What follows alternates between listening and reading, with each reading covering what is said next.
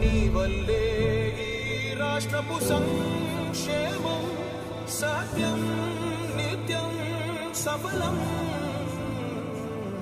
జనగణ మంగళ గాయకుడా ఘనమగు చరితల నాయకుడా పలుతరములు మము పరిపాలించర స్వామికుడా.